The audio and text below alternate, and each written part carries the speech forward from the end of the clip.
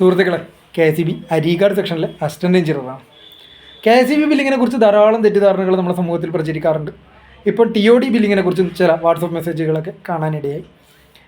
എന്തിനാണ് ഇങ്ങനെ TOD billing ചെയ്യുന്നത്, ഓരോ സമയത്തും ദിവസത്തെ ഓരോ സമയത്തും വേറെ വേറെ ചെയ്യുന്നതെന്നാണ് പലരും ചോദിക്കുന്നത്. ശരിക്കും പറഞ്ഞാൽ ഈ വൈദ്യുതിയുടെ ഒരു വലിയൊരു പ്രശ്നം, വൈദ്യുതി ഉൽപ്പാദന ഉപയോഗം ഇപ്പം തുല്യമായിരിക്കണം. അത് നമ്മളിപ്പോൾ ഒരു ഫാൻ ഇട്ടെന്ന് വിചാരിച്ചാൽ ആ ഫാനിൽ ആവശ്യമായ ഊർജ്ജം ഇന്ത്യയിൽ ഏതെങ്കിലും ഒരു വൈദ്യുതി നിലയത്ത് ആ സമയത്ത് ഉൽപ്പാദിപ്പിക്കപ്പെട്ടു. അന്നേരം ഇത് സ്റ്റോർ ചെയ്ത് അധികം വെക്കാൻ പറ്റില്ല.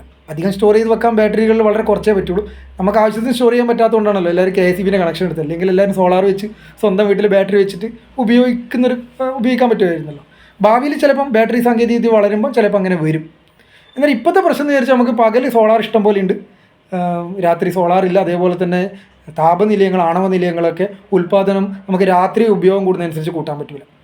അന്നേരം ഗ്രിഡിൽ വൈദ്യുതി പ്രസരണ ശൃംഖലയിൽ പകൽ ഇഷ്ടം പോലെ ഊർജ്ജമുണ്ട്. ആ സമയത്ത് നമ്മൾ ഉപയോഗത്തെ പരമാവധി പ്രോത്സാഹിപ്പിക്കണം. വൈകുന്നേരം അല്ലെങ്കിൽ രാത്രി ആയിക്കഴിഞ്ഞാൽ ഗ്രിഡിൽ ആവശ്യത്തിന് ഊർജ്ജമില്ല. ആ സമയത്ത് ഉപയോഗത്തെ പരമാവധി നിരുത്സാഹപ്പെടുത്തണം. അങ്ങനെ ഏതെങ്കിലും രീതിയിൽ രാത്രി ഉപയോഗിക്കുന്ന ഒരാൾക്ക് പകലിലേക്ക് മാറ്റാൻ പറ്റുവാണെങ്കിൽ അങ്ങനെ ആയിട്ടെങ്കിലും കുറച്ച് മാറ്റമുണ്ട്. ഇത് രാജ്യത്തിൻ്റെ മൊത്തം മുന്നോട്ടുള്ള പ്രയാണത്തിന് അത്യാവശ്യമാണ്.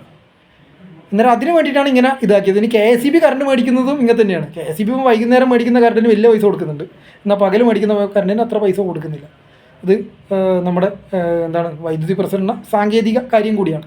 ഇത് മനസ്സിലാക്കാത്തതുകൊണ്ടാണ് ആൾക്കാർ ഇതിങ്ങനെ പ്രചരിപ്പിക്കുന്നത്. അന്നേരം ഇപ്പം TOD എന്ന് പറഞ്ഞാൽ 250 യൂണിറ്റ് ഒരു മാസം, 2 മാസം 500 യൂണിറ്റ് കൂടുതലുള്ള ആൾക്കാർക്ക് മാത്രമേ ഉള്ളൂ. അത് ഭൂരിഭാഗം നമ്മളെ ഗാർഹിക ഉപഭോക്താക്കൾ അതിൽ വരില്ല. അതും പകൽ സമയത്ത് 10% കുറവ്, വൈകുന്നേരം 6 to 10 20% കൂടുതൽ, പിന്നെ രാത്രി 10 to 6 നോർമൽ റേറ്റ്. ഇങ്ങനെയാണുള്ളത്. അല്ലാണ്ട് വലിയൊരു വ്യത്യാസമൊന്നും അതിലുണ്ടാകുന്നില്ല. പക്ഷെ ഭാവിയിൽ വ്യത്യാസം കൂടി വരാൻ സാധ്യതയുണ്ട്.